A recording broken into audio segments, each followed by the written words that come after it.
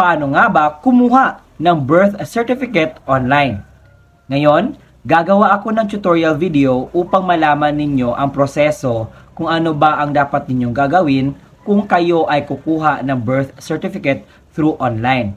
So mas maganda siya pakinggan dahil online lang siya i-process at hindi ka na pupunta pa sa pinakamalapit na branch sa inyo ng PSA or sa Philippine Statistics Authority, kung hindi, sila na mismo ang magdi-deliver sa iyong birth certificate. At nakahanap tayo ng legit na website na pwede nating pagprosesuhan sa pagkuha natin ng birth certificate. Kung ikaw ay interesado sa content natin ngayon, hayaan nyo munang magpapakilala ako sa inyo. Ako po si Ruel Mendoza Tanyo. Kung ikaw ay bago pa lang sa aking YouTube channel, huwag kakalimutan na i-like ang video kong ito, mag-comment ka if nagustuhan mo, or kung may katanungan ka, i-ask mo lang dyan sa comment section. And kung nais mo na tulungan ang channel ko na ito na mag-grow, just help me by just subscribing it. At kung nais mo na malaman pa ang mga informative videos na i-upload ko pa dito sa aking YouTube channel, i-bell notification mo na. And I would like to inform everyone na hindi po ako PSA affiliate. Ako lang po ay nakakuha at nakasagap ng mga balita na kung saan information para sa lahat at makakatulong ito para sa lahat ng aking mga viewers. I would like to use my platform to really educate and to really make it easy sa lahat ng mga hindi pa nakaalam ng prosesong ito. At hindi po ito para lang sa mga views. I know that views is just a bonus sa mga nagawa kong information na ibinigay sa inyo. And ngayon, sundan nyo lang ang mga steps na dapat kong ipapakita sa inyo. Ngayon, samahan nyo ako ngayon na. Una nating gagawin ay pupunta tayo sa mga search engines. Pwedeng Google Chrome, Safari, or browser. Sa akin, mas madali ang Google Chrome. At ang gagawin natin is search natin ang google.com at yung legit na website which is yung psahelpline.ph. So, i-double check natin ang legitimacy nito. So, yan lang po ang kanilang website at ito po yung mukha. So, ito yung PSA Birth Certificate Online Application and Delivery. Dito ay pwede ka makapag-request ng PSA Birth Certificate, Marriage, Death Certificate, or Sinumar through online. At saka, good news dahil door-to-door anywhere in the Philippines ang delivery. Dahil madali lamang ito. Dahil kung sa Maynila, so it takes a day lamang po na ma-deliver ang iyong birth certificate. Pero kung hindi naman dito sa Maynila, so it takes a days po before darating sa inyo ang inyong ni-request. So makakaasa kayo na safe po at convenient ang pagbabayad, fast and reliable. So ang mga available certificate, ano po ba yun, sir? We have birth certificate, marriage certificate, death certificate, at saka Sinumar. So ngayon, i-double check natin kung ano ba, accredited ba ito sa PSA. Dahil dyan natin malalaman kung legit ba o hindi, kung meron accredited siya sa PSA para makapag-proceed tayo sa next level. So ito ay accredited po sa PSA, accredited partner of PSA or Philippine Statistics Authority, kaya pwede tayo makapag-proceed sa ating next na gagawin. So ngayon babalik tayo sa itaas at saka i-click natin ang order now.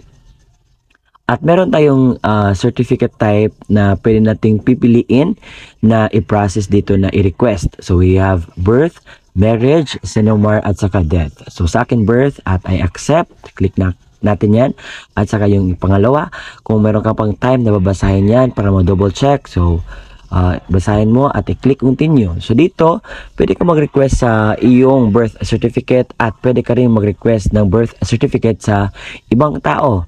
So kapag ikaw ay mag-request naman sa ibang tao, so ang mangyayari po is pwede ka lang po mag-request sa iyong son, daughter, father, and mother. Yan lamang po ang pwede nyong pag-requestan. So sa akin is ako lamang ang dapat mag-request sa aking sarili. So i-click ko yung continue para naman makapag-proceed tayo sa next level ng prosesong ito. So ang kinakailangan natin is yung name, sex, birthday, valid government issued ID, your name as it appears on your birth certificate, bawal po magawa-gawa, your father's name, mother's name, kung saan kayo pinanganak, at purpose kung bakit po kayo nag-request at kung saan pong lugar. So, una, kinakailangan nating mag-fill out. So, dito mayroon nakalagay yung sex natin, male or female, pangalan natin, middle initial natin, at yung birthday natin, kung anong month, day, at saka year. So, yan. So, pinapaano ko sa inyo na i-filled out nyo lahat yan. So, para po ma-proceed tayo sa next na process. Ayan, akin namang iniisa-isa ang tawag dito, filled out, dahil kinakailangan po talaga na kumpleto, naka-validate, at saka hindi po talaga gawa-gawa, kundi kung ano po talaga yung valid mo na pangalan, yun po talaga ang ilalagay. So dito yung mga available issued ID, pwede nyo pong choose kung saan po kayo. Ngayon, double check natin. Ayan, kung mayroong mali. Kung wala naman, so, i-click natin ang continue. So, by the way, meron po siyang 7 process dito kung paano natin siya i-process. So, ito, check mo kung wala ka pong, ng papa mo. Kung wala ka pong birth certificate ng papa mo. So, dito ay ilagay natin ang father's name, first name. So, kasunod po niyan is, kung meron silang suffix, so ilagay niyo po dyan. So, for example, si Papa is junior, so ilagay po natin dyan. And, kasunod po niyan, kapag tapos na, doon tayo sa kanilang middle name. So, middle name ni Papa is ito. Pwede rin yung, i-double check yung middle name. Pwede kayo magtanong sa Papa nyo. At saka yung last name nila. Ayan. So, para pagtapos na, click natin ang continue. So, dito naman sa mama. So, mother's maiden name. Mother's name, first name. Mother's maiden name. At saka yung mother's last name. So, pagkatapos naman dito,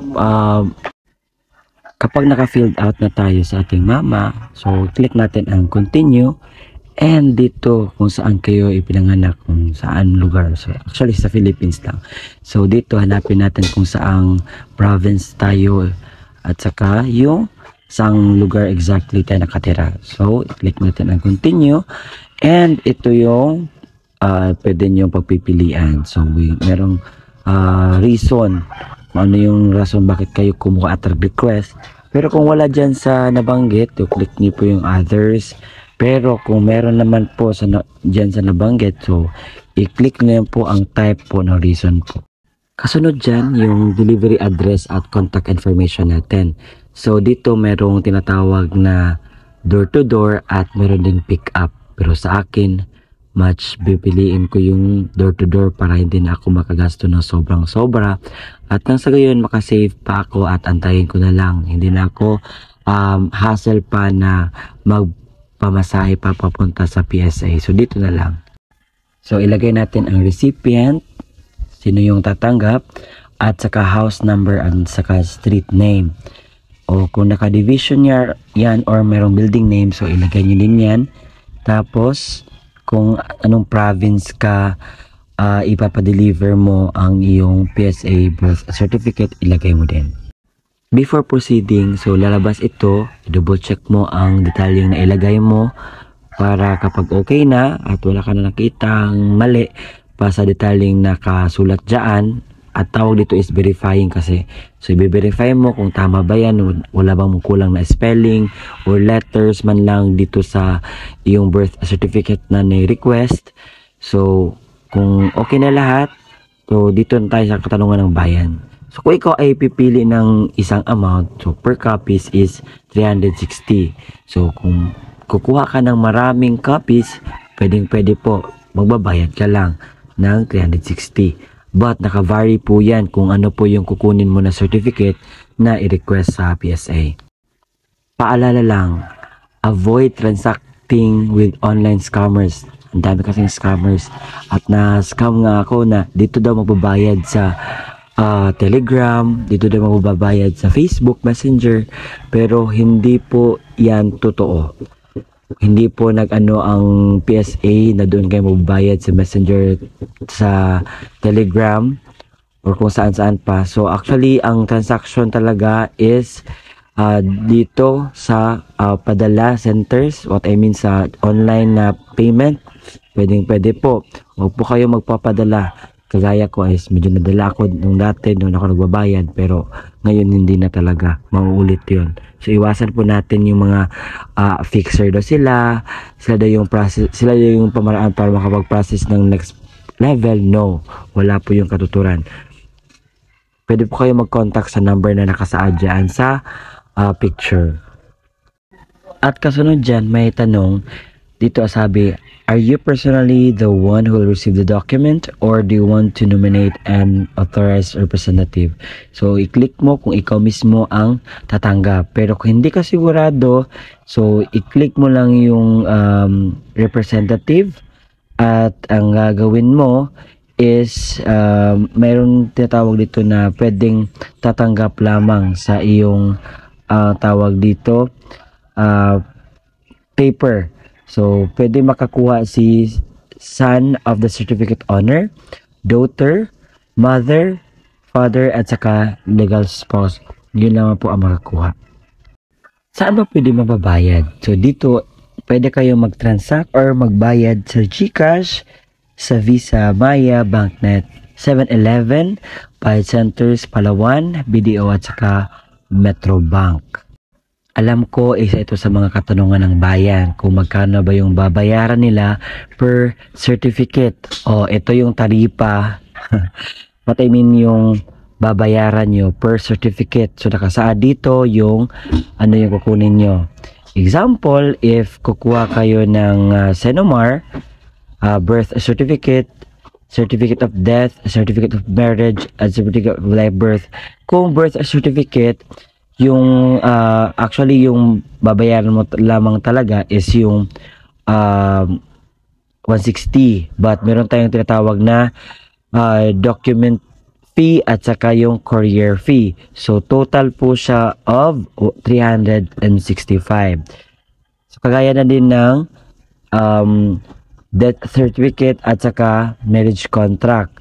Pero kapag Senomar, mas mahal siya. So, ang total niya is 420 pesos po yung babayaran nyo. At kung mababayad kayo, gagamitin nyo po yung reference number po.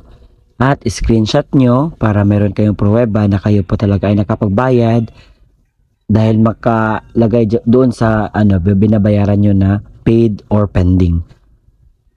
Ilang araw ba darating? So, once your payment has been posted, your order will be delivered within 3 to 4 working days if within Metro Manila, 3 to 8 days if outside Metro Manila. So, clear po sa atin yung mga katanungan natin na aabot po talaga ng week kung outside Metro Manila. So, ang babayaran, yung mention ko kanina, is 365. Kapag birth, marriage, at saka death for Senomar is 420. So, nakalagay po doon yung mga inclusive service fee nationwide po. Yun lamang po at maraming salamat po sa panonood ng aking vlog. This is me again, Roel Misatanyo. Consider to subscribe my channel. Thank you!